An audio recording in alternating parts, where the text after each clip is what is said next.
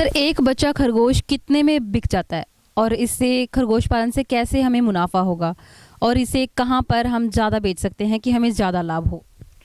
देखिए, इसमें होता क्या है कि एक खरगोश का जो बच्चा आपने पूछा है, तो एक बच्चे की कैलकुलेशंस भी निकाल देता हूँ मैं। वैसे तो होता क्या है कि जैसे हम एक खरगोश आज पैदा होता है, वो 27 दिन तक माँ के साथ रहता है और 63 दिन माँ से अलग रहता है। वीनिंग टाइम बोलते हैं हम 27 डेज उसका, और 63 डेज वो मदर से अलग रहता है, जो कि टोटल 90 डेज के अंदर अपना बॉडी वेट 2 kg वो गेन कर लेता है। 2 kg जो गेन करता है वो तो 200 रुपये के के 250 रुपये पर केजी के हिसाब से वो बिकता है, जो कि 500 रुपये का एक खरगोश बिकता है अगर उसका 2 kg बॉडी वेट है तो। अदरवाइज उसका जो खर्च जो रहता है उसकी अगर हम बात करें तो 4 kg दाना और 25 kg ग्रीन खा के वो अपना बॉडी वेट 2 kg गेन करेगा मैडम।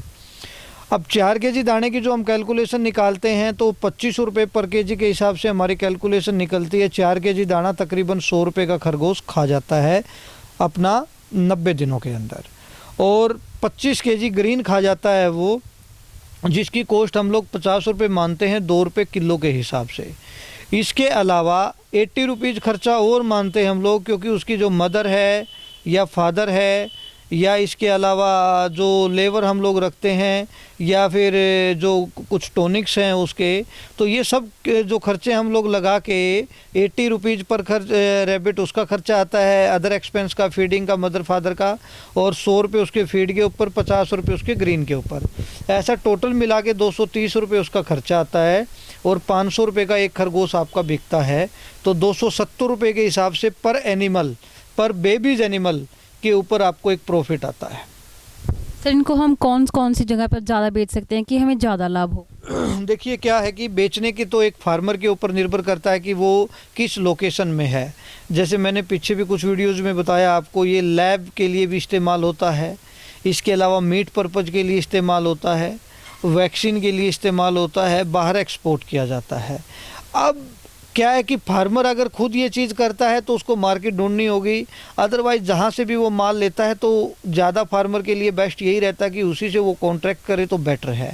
उसका कारण ये है कि कोई ज़रूरी नहीं है कि भी कंपनी से ही क्यों मैं कॉन्ट्रैक्ट करूँ, कुछ फार्मर ऐसे भी हैं, इसकी कुछ मजबूरियाँ हैं। मजबूरियाँ बोले तो कि किसी से भी वो ऑर्डर जब भी पकड़ेगा तो कभी भी ऑर्डर ये नहीं है कि भी आप मुझे 20 खरगोश दे दो, 50 खरगोश दे दो। ऑर्डर जब भी आएगा 100, 200, 300 खरगोश से कम नहीं आता है मिनिमम। अगर आपको 200-300 खरगोश एक बार उसको देना पड़ गया और आज भी ऑर्डर आ रहा है, उसके पास नेक्स्ट डे भी आ रहा है, नेक्स्ट डे भी आ रहा है, तो वो कहाँ से उस रिक्वायरमेंट को फुलफ़िल करेगा? तो वो मार्केट में ब्लैक लिस्टेड हो जाता है 1 या 2 बार माल देके, इसलिए वो मार्केट में लंबा नहीं चल पाता है। कंपनियाँ क्या है कि कंपनियों के बहुत लंबे चौड़े फार्म होते हैं कि भाई, जैसे मैं अपनी ही बात करूँ तो मैंने 1000 से ज़्यादा या 1080 से ज़्यादा अपने साथ फार्मरों को जोड़ा हुआ है।